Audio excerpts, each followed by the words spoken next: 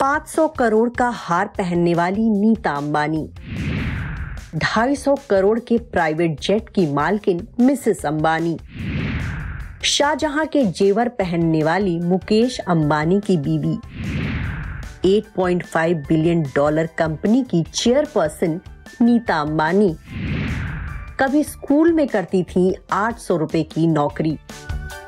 जी हाँ, नीता अंबानी जो lavish life जीती है वो किसी देश की महारानी को भी नसीब नहीं हुई होगी।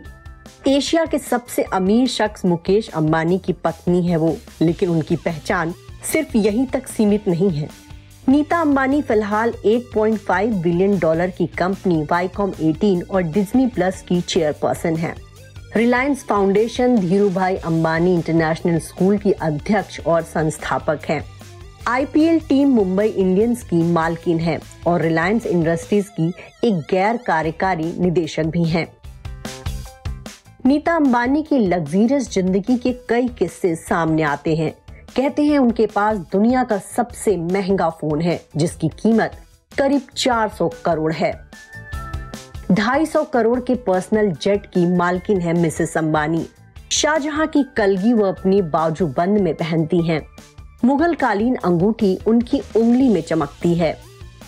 अनंत अंबानी के प्री वेडिंग फंक्शन में वो 500 करोड़ का एमरल्ड हार पहने दिखी थी। वहीं बेटे आकाश अंबानी की शादी में उन पर दमक रहा था 250 करोड़ का हार, झुमका और मांग टीका। उनके हाथ में 1 से 2 करोड़ के हैंडबैग्स टंगे होते हैं। दुनिया की शायद ही कोई महिला होगी जिसे इतनी महंगी और शानो शौकत वाली जिंदगी मिली हो। लेकिन यही नीता अंबानी कभी एक स्कूल में 800 रुपए महीने की नौकरी करती थी। अंबानी परिवार की बहू बनने से पहले वो एक स्कूल में पढ़ाया करती थी। नीता अंबानी का नाम पहले नीता दलाल था और वो एक गुजराती परिवार से हैं। उन्होंने अपनी ग्रेजुएशन की पढ़ाई Narsee Monjee college of commerce and economics से की। बीकॉम की डिग्री पूरी करने के बाद वो एक स्कूल टीचर बन गई जहां उन्हें 800 रुपए महीने की सैलरी मिलती थी। नीता अंबानी को क्लासिकल डांस का भी बेहद शौक था और बहुत कम उम्र से ही वो भरतनाट्यम सीखने लगी थी। बाद में वो स्टेज पर भी भरतनाट्यम डांस करती थी। नीता अंबानी के डांस परफॉर्मेंस के दौरान उन पर धीरूभाई अंबानी की नजर पड़ी। पहली बार नीता अंबानी को देखने के बाद मुकेश अंबानी के माता पिता ने नीता अंबानी को अपनी बहू बनाने का फैसला किया। जब मुकेश के माता पिता धीरूभाई अंबानी और कोकिलाबेन अंबानी नीता दलाल के घर शादी का प्रस्ताव लेकर आए तो नीता ने उनके सामने एक शर्त रख दी कि शादी के बाद भी वो स्कूल में पढ़ाती रहेंगी।